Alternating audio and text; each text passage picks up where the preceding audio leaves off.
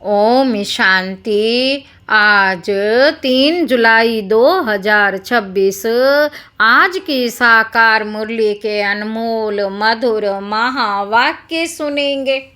मीठे मीठे बाबा के मीठे बच्चे, तुम इस ड्रामा के आदि मध्य अंत को जानते हो। तुम्हें बाप द्वारा ज्ञान का तीसरा नेत्र मिला है, इसलिए तुम हो आस्तिक। तुम इस ड्रामा के आदि मध्य अंत को जानते हो। तुम्हें बाप द्वारा ज्ञान का तीसरा नेत्र मिला है, इसलिए तुम हो आस्तिक। प्रश्न है, बाप का कौन सा टाइटल धर्म, बाप का कौन सा टाइटल धर्म स्थापकों को नहीं दे सकते? उत्तर है, बाबा है सतगुरु। किसी भी धर्म स्थापक को गुरु नहीं कह सकते, स्थापक को गुरु नहीं कह सकते, क्योंकि गुरु वह है जो दुख से छुड़ाए, सुख में ले जाए। धर्म स्थापन करने वालों के पीछे तो उनके धर्म की आत्माएं ऊपर से नीचे आती हैं। उनके धर्म की आत्माएं ऊपर से नीचे आती हैं, वे किसी को ले नहीं जाते। बाप जब आते हैं तो सभी आत्माओं को घर ले जाते हैं, इसलिए वह सभी के सतगुरु हैं। गीत है इस पाप की दुनिया से। ओम शांति। मीठे मीठे रूहानी बच्चों ने गीत की लाइन सुनी, यह है पाप की दुनिया। बच्चे जानते भी हैं ये पाप आत्माओं की दुनिया है। कितना बुरा अक्षर है, परंतु मनुष्य ये समझ नहीं सकते कि सचमुच ये पाप आत्माओं की दुनिया है। जरूर कोई पुण्य आत्माओं की दुनिया भी थी, उसको कहा जाता है स्वर्ग। पाप आत्माओं की दुनिया को कहा जाता है नरक। भारत में ही स्वर्ग और नरक की चर्चा बहुत है। मनुष्य मरते हैं तो कहते हैं स्वर्गवासी हुआ, मनुष्य मरते हैं तो कहते हैं स्वर्गवासी हुआ, तो इससे सिद्ध होता है नरकवासी थे। पतित दुनिया से पावन दुनिया में गया, परंतु मनुष्यों को कुछ भी पता नहीं। जो आता है सो बोल देते हैं, यथार्थ अर्थ कुछ भी नहीं समझते। बाप आकर तुम बच्चों को तसल्ली देते हैं कि अब थोड़ा धीरज धरो, तुम पापों के बोझ से बहुत भारी हो पड़े हो। अब तुमको पुण्य आत्मा बनाए ऐसी दुनिया में ले जाते हैं जिसको स्वर्ग कहा जाता है। वहाँ ना कोई पाप होगा, ना कोई दुख होगा। बच्चों को धीरज मिला हुआ है। बाबा कहते आज यहाँ हैं, कल अपने शांति धाम सुख धाम में जाएंगे। जैसे बीमार मनुष्य थोड़ा ठीक होने पर होता है तो डॉक्टर धीरज देते हैं, जल्दी से तुम बहुत अच्छा हो जाएंगे। अब ये तो है बेहद का धीरज। बेहद का बाप कहते हैं तुम तो बहुत दुखी पतित हो गए हो, अब हम तुम बच्चों को आस्तिक बनाते हैं। फिर रचना का भी परिचय देते हैं। ऋषि आदि तो कहते आए हैं कि हम रचयिता और रचना को नहीं जानते हैं। अब उसको कौन जानते हैं, कब और किस द्वारा जान सकते हैं, ये किसी को पता नहीं है। ड्रामा के आदि मध्य अंत को कोई जानते ही नहीं।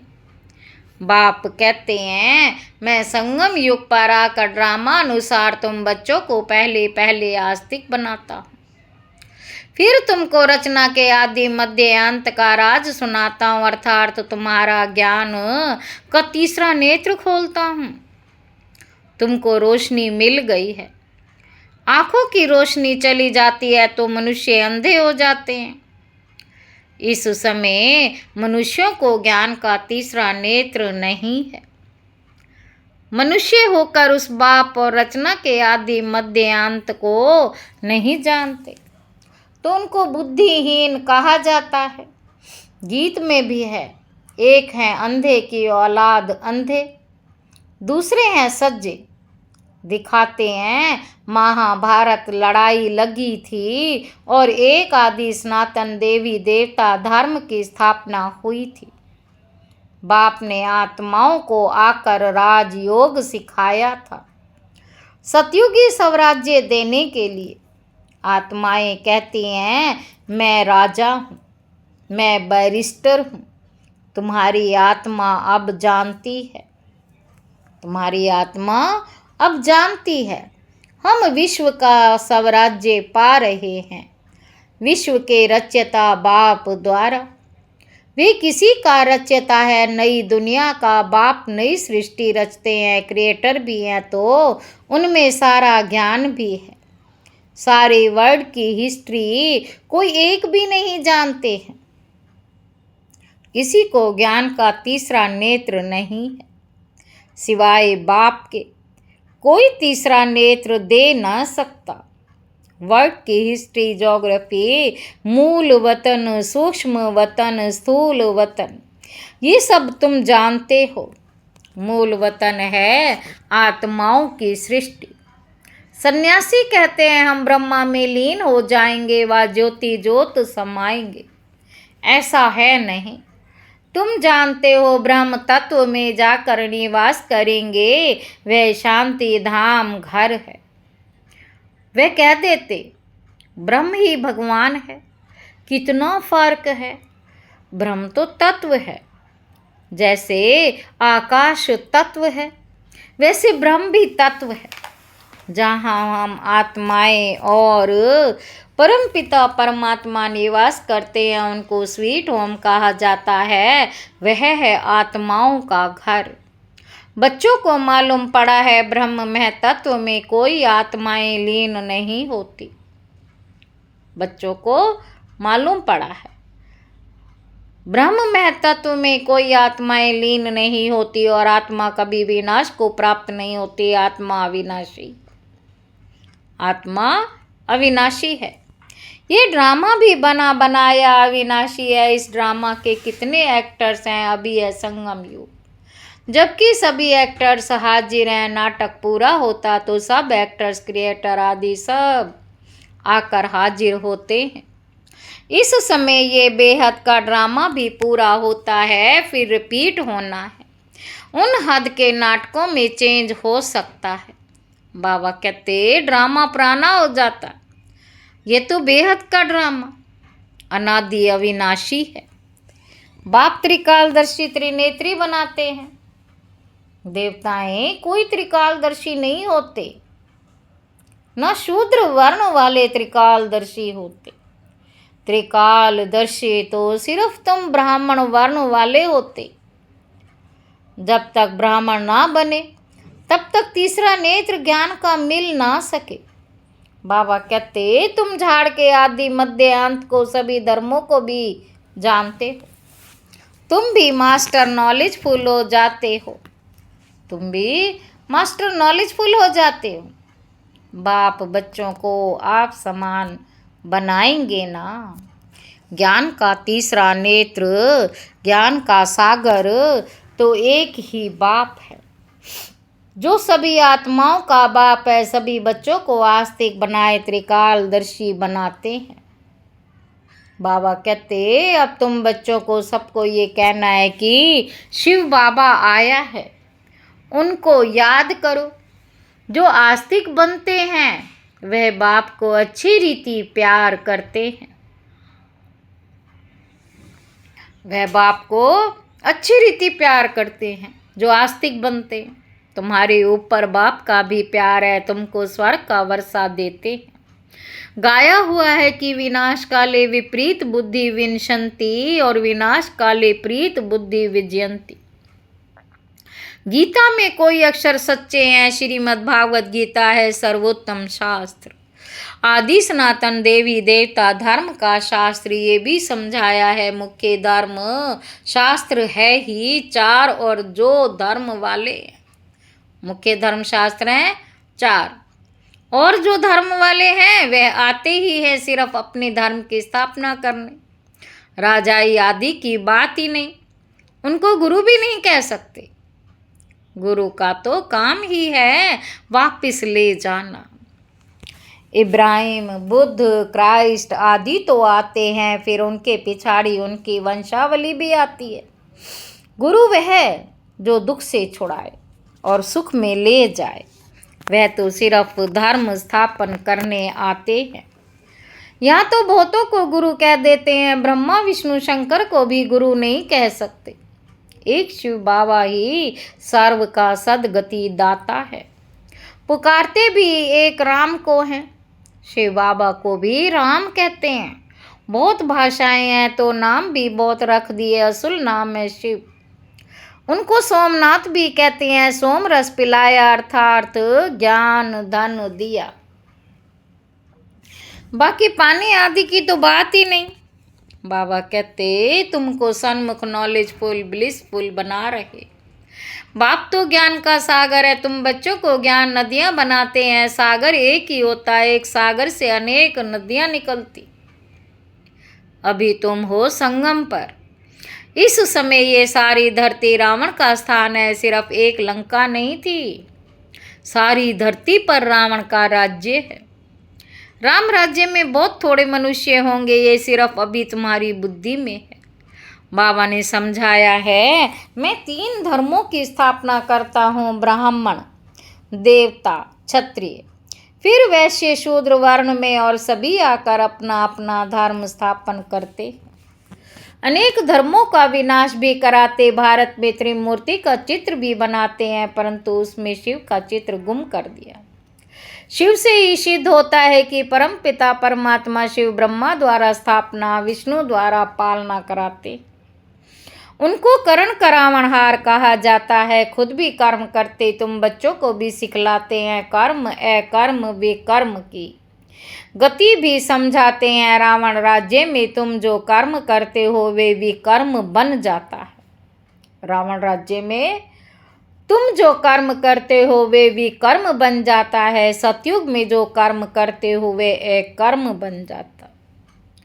बाबा कहते यहाँ विकर्म ही होता है क्योंकि रावण का राज्य है। सतयुग में 5 विकार होते ही नहीं। एक एक बात समझाने की है और सेकंड में समझाई जाती है। ओम का अर्थ वो लोग तो बहुत विस्तार से समझाते हैं। बाप कहते हैं ओम माना अहम आत्मा। ओम माना अहम आत्मा, और ये मेरा शरीर। कितना सहज है। और तुम समझते हो हम सुखधाम में जा रहे हैं। श्री कृष्ण के मंदिर को सुखधाम कहते है भी कृष्णपुरी। माताएं कृष्णपुरी में जाने के लिए बहुत मेहनत करती। तुम अभी भक्ति नहीं करते हो। तुमको ज्ञान मिला है और कोई मनुष्य मात्र में ये ज्ञान ही नहीं है। मैं तुमको पावन बना कर जाता हूँ, फिर पतित कौन बनाते हैं? बाबा पूछ रहे हैं। मैं तो तुमको पावन बना कर जाता हूँ, पतित कौन बनाते?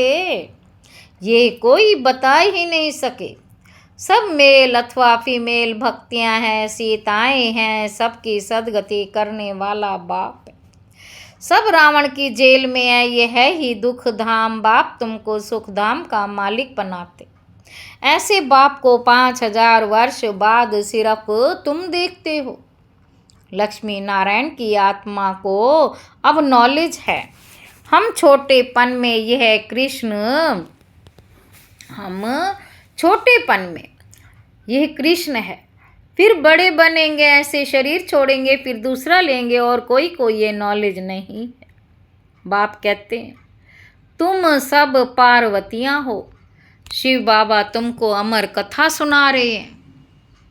शिव बाबा तुमको अमर कथा सुना रहे हैं, अमर बनाने के लिए, अमर लोक में ले जाने के लिए। ये मृत्यु लोक है, तुम सब पार्वतियां अमरनाथ द्वारा अमर कथा सुन रही हो। तुम सच सच बनते हो, सिर्फ बाप को याद करने से तुम्हारी आत्मा अमर बनती है, जहाँ दुख की बात नहीं होती। जैसे सर्प एक खाल छोड़ दूसरी लेते हैं। ये सब मिसाल यहाँ के हैं। भ्रमरी का मिसाल भी यहाँ का है। तुम ब्राह्मण क्या करते हो? भ्रमरी का मिसाल भी यहाँ का है। तुम ब्राह्मण क्या करते हो? विकारी कीड़ों को बदल देवता बनाते हो। मनुष्य की ही बात है।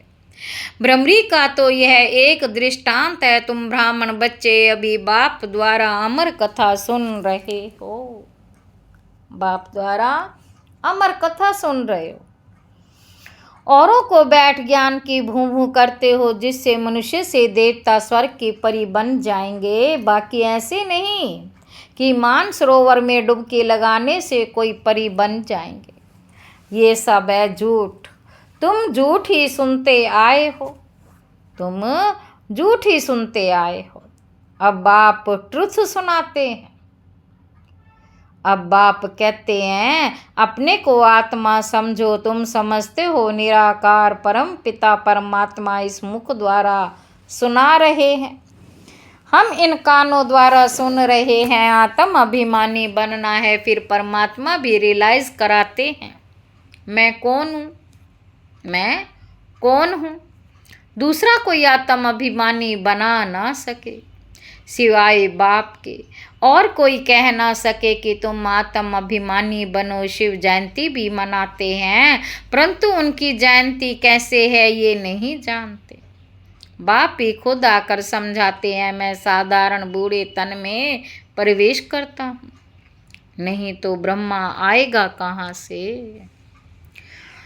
पतित तन ही चाहिए। सूक्ष्म वतनवासी ब्रह्मा में विराजमान होकर तो ब्राह्मण नहीं रचेंगे।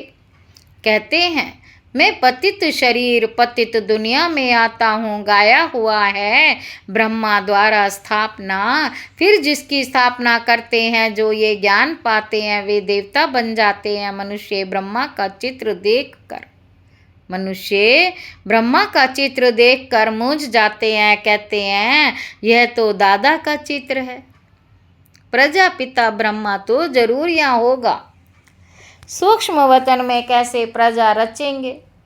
प्रजापिता के बच्चे हजारों ब्रह्मा कुमार कुमारियां हैं। झूठ थोड़े ही होगा। हम शिव बाबा द्वारा वर्षा पा रहे हैं। तुम बच्चों को समझाया है, वह अव्यक्त ब्रह्मा है। प्रजापिता तो साकार में चाहिए। यह पतित ही तो पावन बनते हैं। तत्त्वम्। अच्छा, मीठे मीठे सिक्के लदे बच्चों प्रति माता पिता बाप दादा का याद प्यार और गुड मॉर्निंग। रूहानी बाप की रूहानी बच्चों को नमस्ते। हम रूहानी बच्चों की रूहानी बाप दादा को याद प्यार और गुड मॉर्निंग। नमस्ते बाबा, नमस्ते, शुक्रिया बाबा, शुक्रिया। धारणा के लिए मुख्य सार। पहला पॉइंट है आत्म अभिमानी बनकर इन कानों द्वारा अमर कथा सुननी है। ज्ञान की भूं भूं कर आप समान बनाने की सेवा में रहना है। दूसरा पॉइंट है बाप समान नॉलेजफुल ब्लिसफुल बनना है। सोम रस पीना और पिलाना है। वरदान है माया के विघ्नों को खेल के समान अनुभव करने वाले। माया के विघ्नों को खेल के समान अनुभव करने वाले मास्टर विश्व निर्माता भव। जैसे कोई बुजुर्ग के आगे छोटे बच्चे अपने बचपन के अलबेलेपन के कारण कुछ भी बोल दे, कोई ऐसा कर्तव्य भी कर ले, तो बुजुर्ग लोग समझते हैं कि ये निर्दोष अनजान छोटे बच्चे हैं, कोई असर नहीं होता। ऐसे ही जब आप अपने को मास्टर विश्व निर्माता समझेंगे, तो ये माया के विघ्न बच्चों के खेल समान लगेंगे। माया किसी भी आत्मा द्वारा समस्या विघ्न व परीक्षा पेपर बनकर आए तो उसमें घबराएंगे नहीं, लेकिन उन्हें निर्दोष समझेंगे। स्लोगन है स्नेह शक्ति और ईश्वरीय आकर्षण स्वयं में भरो तो स्नेह, शक्ति और ईश्वरीय आकर्षण स्वयं में भरो तो सब सहयोगी बन जाएंगे। ये अव्यक्त इशारे ज्वाला स्वरूप स्थिति में रह शक्तिशाली याद का अनुभव करो। अभी ज्वालामुखी बन आसुरी संस्कार, आसुरी स्वभाव सब कुछ भस्म करो। स्वभाव सब कुछ भस्म करो। जैसे देवियों के यादगार में दिखाते कि ज्वाला से असुरों का श्रृंगार किया। असुर कोई व्यक्ति नहीं, लेकिन आसुरी शक्तियों को खत्म किया। ये अभी आपकी ज्वाला स्वरूप स्थिति का यादगार है। अब ऐसी योग की ज्वाला प्रज्वलित करो जिसमें ये कलयुगी संसार जल कर भस्म हो जाए। अच्छा, ओम शांति।